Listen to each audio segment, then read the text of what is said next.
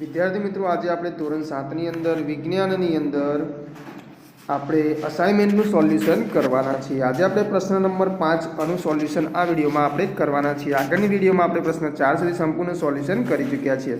તો અહીંયા છે નીચેના પ્રશ્નોના ટૂંકમાં ઉત્તર લખો. એમાં પહેલો પ્રશ્ન છે, આકૃતિમાં દર્શાવેલ વિદ્યુત પરિપથને દર્શાવતી વિદ્યુત રેખાકૃતિ દોરો.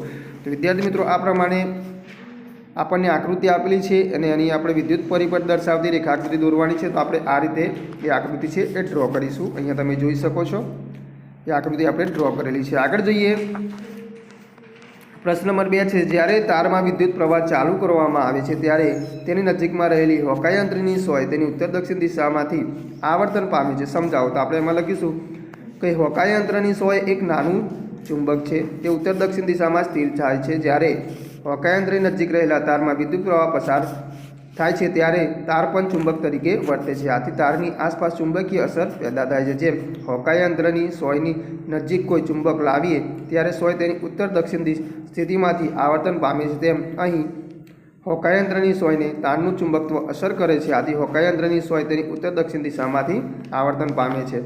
પ્રશ્ન 3 છે, વિદ્યુત પ્રવાહની ઉષ્મીય અસર સમજાવો. તેમાં આપણે લખીશું કે વિદ્યુત પરિપથમાં બલ્બને સ્થાને તેના બે છેડા વચ્ચે નિક્રોમનો તાર મૂકો. વિદ્યુત કળની જોડાણ સ્થિતિમાં લાવો. આથી વિદ્યુત પરિપથ બંધ થતો હોવાથી વિદ્યુત પ્રવાહ પસાર થશે. થોડી સેકન્ડો પછી નિક્રોમનો તાર ગરમ થયેલો હશે. વધુ સમય સુધી વિદ્યુત પ્રવાહ પસાર કરતાં તાર વધુ ગરમ થાય છે, જેને વિદ્યુત પ્રવાહની ઉષ્મીય અસર કહે છે. પ્રશ્ન 4 છે, એમાં છે વિદ્યુત પરિપથમાં રાખેલું ફ્યુઝ ક્યારે ઉડી જાય છે, ફ્યુઝ ઉડી જાય છે ત્યારે શું થાય છે. તેમાં લખીશું ફ્યુઝનો તાર ખાસ પ્રકારની ધાતુમાંથી બનાવવામાં આવે છે. જ્યારે વિદ્યુત પરિપથમાં વિદ્યુત પ્રવાહનું પ્રમાણ નિયત મર્યાદા કરતાં વધી જાય છે ત્યારે ફ્યુઝનો તાર પીગળીને તૂટી જાય છે. આને ફ્યુઝ ઉડી ગયો તેમ કહેવાય છે. ફ્યુઝ ઉડી જવાથી વિદ્યુત પરિપથમાં વિદ્યુત પ્રવાહ વહેતો બંધ થઈ જાય છે. આથી વિદ્યુત ઉપકરણો કામ આપતા બંધ થઈ જાય છે અને વિદ્યુત પરિપથને તેની સાથે જોડેલા વિદ્યુત ઉપકરણોને નુકસાન થતું અટકે છે. પ્રશ્ન 5 છે, વિદ્યુત ચુંબકના 4 ઉપયોગો જણાવો. તેમાં આપણે લખીશું વિદ્યુત ચુંબકનો ઉપયોગ વિદ્યુત ઘંટડીમાં થાય છે. બીજું, ટેલિગ્રામ જેવા સાધનોમાં વિદ્યુત ચુંબકનો ઉપયોગ થાય છે. ત્રીજું, બંદરો પર માલ ઉતારવા ચડાવવા ક્રેનમાં વિદ્યુત ચુંબકનો ઉપયોગ થાય છે. ચોથું, કેટલાક રમકડાની બનાવટમાં વિદ્યુત ચુંબકનો ઉપયોગ થાય છે.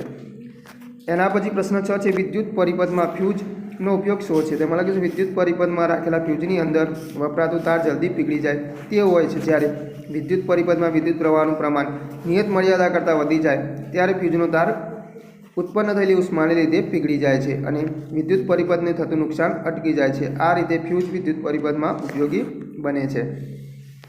7મું છે, સમતલ અરીસાવાળી મળતા પ્રતિબિંબની 4 લાક્ષણિકતાઓ જણાવો. તેમાં આપણે લખીશું કે સમતલ અરીસામાંથી મળતું પ્રતિબિંબ હંમેશા આભાસી અને ચત્તું હોય છે. બીજું, સમતલ અરીસાવાળી મળતું પ્રતિબિંબ વસ્તુના કદ જેવડું હોય છે. ત્રીજું, પ્રતિબિંબ અરીસાની પાછળના ભાગમાં રચાય છે. ચોથું, પ્રતિબિંબ ડાબી જમણી ઉલટાય છે. એના પછી પ્રશ્ન નંબર 8 છે, આભાસી પ્રતિબિંબ એટલે શું. એવી એક પરિસ્થિતિ જણાવો જેમાં આભાસી પ્રતિબિંબ રચાતું હોય. તેમાં લખીશું કે જે પ્રતિબિંબને પડદા પર મેળવી ન શકાય તેવા પ્રતિબિંબને આભાસી પ્રતિબિંબ કહે છે. સમતલ અરીસો, બહિર્ગોળ અરીસો કે અંતર્ગોળ અરીસો ગમે તે હોય, પરંતુ વસ્તુ અરીસાની વધુ નજીક રાખવામાં આવે તો તે પરિસ્થિતિમાં વસ્તુનું પ્રતિબિંબ આભાસી રચાય છે. પ્રશ્ન 9 છે, અંતર્ગોળ અરીસાના ઉપયોગ જણાવો. તેમાં લખીશું દાંતના ડૉક્ટર દાંતની તપાસ માટે અંતર્ગોળ અરીસાનો ઉપયોગ કરે છે. સ્કૂટર, મોટરકાર જેવા વાહનોમાં હેડલાઇટમાં પરાવર્તક તરીકે સેવિંગ મિરર અને સર્ચ લાઇટમાં અંતર્ગોળ અરીસો વપરાય છે. એના પછી 10મું છે, બહિર્ગોળ લેન્સનો ઉપયોગ જણાવો. તેમાં લખીશું વસ્તુની મોટી જોવા માટે વપરાતા સૂક્ષ્મદર્શક યંત્રમાં વપરાય છે. દૂરની વસ્તુને નજીક જોવા માટે ટેલિસ્કોપમાં વપરાય છે. બહિર્ગોળ લેન્સ કેમેરા, સિનેમા, પ્રોજેક્ટર, ચશ્મા વગેરેમાં વપરાય છે.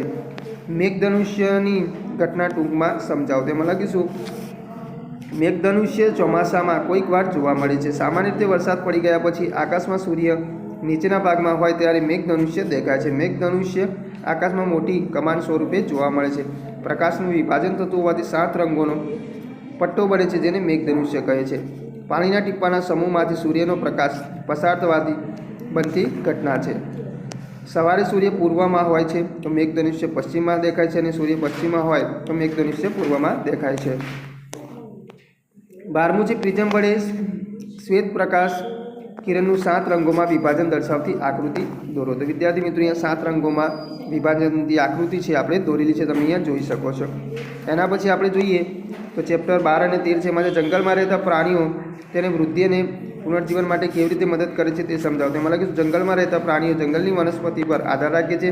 તેઓ જંગલની વનસ્પતિ પરથી પોષણ મેળવે છે. તે પ્રાણીઓ ઉત્સક દ્રવ્યો બહાર કાઢે છે. તે ઉત્સક દ્રવ્યોમાંથી વનસ્પતિ પોષણ મેળવે છે. વનસ્પતિનો પર્ણ પ્રકાંડનો વૃદ્ધિ અને વિકાસ છે. પ્રાણીઓ બીજ વિકિરણ અને પરાગનયનમાં મદદરૂપ થાય છે. તેથી નવી ને નવી વનસ્પતિ ઉગી નીકળે છે. આમ જંગલમાં રહેતા પ્રાણીઓ એ વનસ્પતિના વૃદ્ધિ અને વિકાસ માટે ઉપયોગી છે. બીજું જે વિગતો શું છે, તેઓનો જંગલોમાં શું ફાળો છે, તેમાં લખ્યું જમીનમાં રહેતા કેટલાક સૂક્ષ્મજીવો જટિલ કાર્બનિક દ્રવ્યનું સરળ સ્વરૂપમાં વિઘટન કરે છે. આવા વિઘટન કરતા સજીવોને વિઘટકો કહે છે. કેટલીક ફૂગ અને બેક્ટેરિયા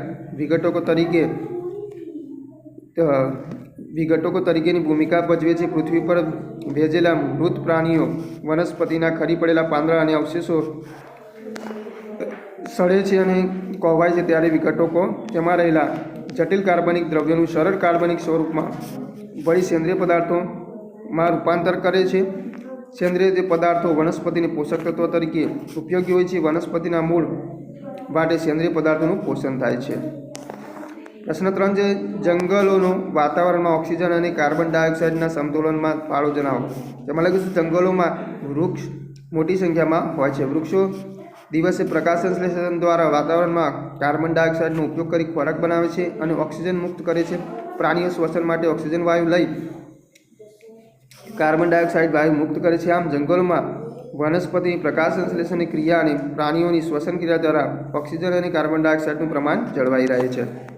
પ્રશ્ન 4 છે, જંગલમાં પ્રાણીઓના મળ કેવી રીતે ઉપયોગી છે. જંગલમાં પ્રાણીના મળ સડે છે. સડતા મળમાંથી કેટલાક જીવડા અને ઈયળો ખોરાક મેળવે છે. તેમાંથી બીજ અંકુરિત થઈને વિકાસ પામે છે. આ સૂક્ષ્મજીવો જમીનમાં ઉમેરાય છે. તે જમીનમાં સેન્દ્રિય પદાર્થોમાં વધારો કરે છે. આ રીતે જંગલમાં પક્ષીઓના મળ વૃક્ષોને પોષણ પૂરું પાડે છે.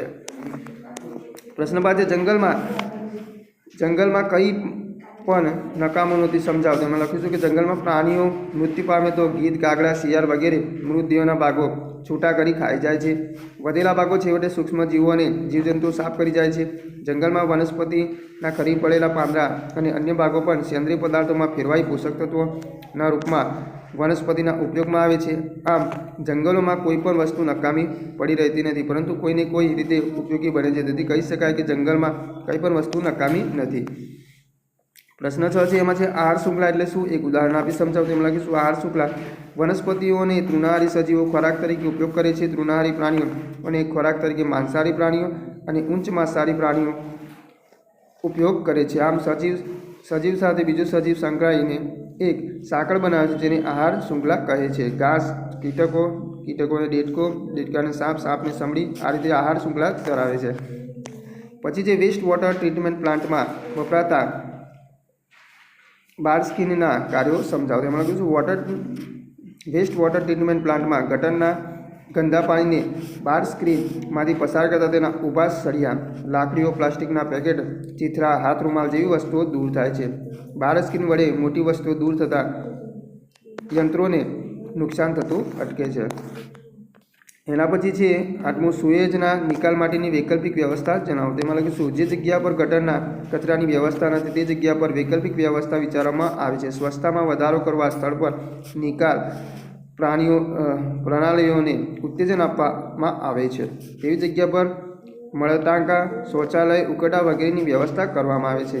ઘણી જગ્યા પર ટેકનોલોજીથી મોટી પાઇપલાઇન દ્વારા શૌચાલય મળને સીધો જ ઢંકાયેલા પાઇપલાઇન દ્વારા બાયોગેસ પ્લાન્ટમાં જાય તેવી વ્યવસ્થા કરવામાં આવે છે. વિદ્યાર્થી મિત્રો, આગળ નવી વિડીયોમાં આપણે નવા પ્રશ્નો સાથે ફરીથી મળીશું.